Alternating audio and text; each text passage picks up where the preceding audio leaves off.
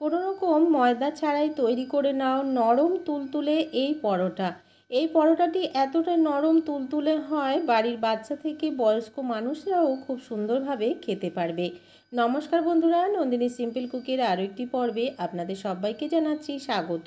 আজকের এই দারুণ টেস্টি পরোটার রেসিপিটি পুরো দেখার অনুরোধ রইল। তাহলে দেরি না করে চলো রেসিপি দেখে নিই।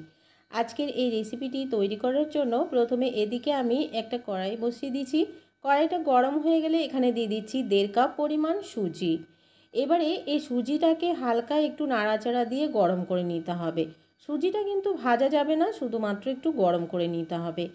এবারে সুজিটাকে আমি নাড়াচাড়া দিয়ে গরম করে নিচ্ছি। সুজিটা যখন দেখবে একটু গরম হয়ে গেছে তখনই এই সুজিতে দিয়ে দিতে হবে 2 বাটি পরিমাণ জল। যে বাটি মেপে আমি এখানে সুজিটা নিয়েছি 1 বাটি পরিমাণ, সেই বাটিরই আমি 2 বাটি পরিমাণ এখানে জল দিয়ে দিলাম। আর দিয়ে দিচ্ছি পরিমাণ মতো লবণ। দিয়ে খুব ভালো করে নাড়াচাড়া দিয়ে একটু মিশিয়ে রান্না করে নিচ্ছি যতক্ষণ না পর্যন্ত জলটা শুকিয়ে যাচ্ছে। তবে খেয়াল রাখবে এই জলটা শুধুমাত্র শুকিয়ে যাওয়া পর্যন্তই কিন্তু রান্না করতে হবে, তার বেশি কিন্তু সুজিটাকে একদমই রান্না করতে যাবে না। তো বন্ধুরা, তোমরা দেখতেই পাচ্ছ সুজি থেকে প্রায় জলটা একদমই শুকিয়ে গেছে। ঠিক এইরকম একটু ভেজা ভেজা ভাব থাকবে যখন, তখনই গ্যাসের ফ্লেমটাকে বন্ধ করে দিতে হবে। গ্যাসের ফ্লেমটাকে বন্ধ করে দিয়ে একটা বাটিতে আমি সমস্ত সুজিটাকে নামিয়ে নিলাম। যখন দেখবে পুরোপুরি সুজিটা গরম রয়েছে, একটা স্প্যাচুলার সাহায্যে বা যে কোনো কিছুর সাহায্যে একটু সুজিটাকে মেখে নেবে। তাহলে কি হবে, সুজিটা খুব সুন্দর দেখবে সফট হয়ে যাবে, আরও বেশি একদমই স্মুথ হয়ে যাবে। সুজিটাকে কিছুক্ষণ সময় নিয়ে আমি এই স্প্যাচুলার সাহায্যে একটু মেখে নিলাম। এবারে এই সুজিতে দিয়ে দিচ্ছি 1 বাটি পরিমাণ গমের আটা। এখানে প্রায় 1.5 কাপ পরিমাণ গমের আটা আছে। এবারে দিয়ে খুব ভালো করে মেখে নিচ্ছি। বন্ধুরা, অনেকেই বলেন যে গমের আটা ছাড়া আর কিসের আটা হয়। আটা সত্যি হয়তো অনেক কিছুর হয় না, আর কিছুরই হয় না, গমেরই হয়। তো আমি এভাবে বলছি বলে তার জন্য সরি, আপনারা কিছু মনে করবেন না। এবারে খুব ভালো করে আমি আটাটা দিয়ে মেখে একটা সফট ডো তৈরি করে নিলাম। তো বন্ধুরা, এখানে তোমরা চাইলে ময়দাও দিতে পারো, তবে একটা হেলদি রেসিপি তৈরি করার জন্য আটা দিয়ে করাই ভালো। এবারে আমি এখান থেকে কিছুটা অংশ ডো নিয়ে নিলাম, নিয়ে একটা গোল প্রথমে বল তৈরি করে নিলাম। একদমই রুটি আমরা যেভাবে তৈরি করি ঠিক সেইভাবে করে অল্প অল্প আটা দিয়ে একটা গোল রুটি তৈরি করে নিতে হবে। দেখবে খুব সুন্দরভাবে একটা সুন্দর শেপ তৈরি হয়ে যাবে, একদমই ফেটেও যাবে না, ভেঙেও যাবে না।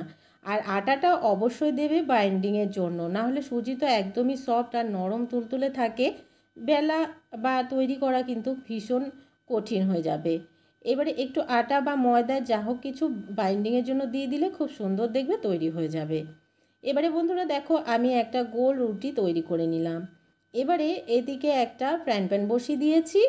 এই ফ্রাইং প্যানে আমি দিয়ে দিচ্ছি রুটিটা, দিয়ে দু পাশটাকে একটু সেঁকে নিতে হবে যতক্ষণ না পর্যন্ত দু পাশটা খুব সুন্দরভাবে ভাজা হয়ে যাচ্ছে আর একটা সুন্দর কালার চলে আসছে।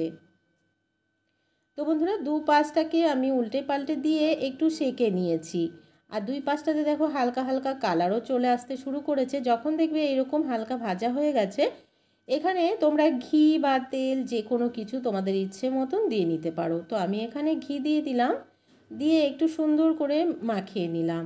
দু পাশটাতেই দিয়ে দেবো, এই পাশটাতে একটু দিয়ে দিলাম, দিয়ে উল্টে দিয়ে অপর পাশটাতেও একটু দিয়ে নিচ্ছি।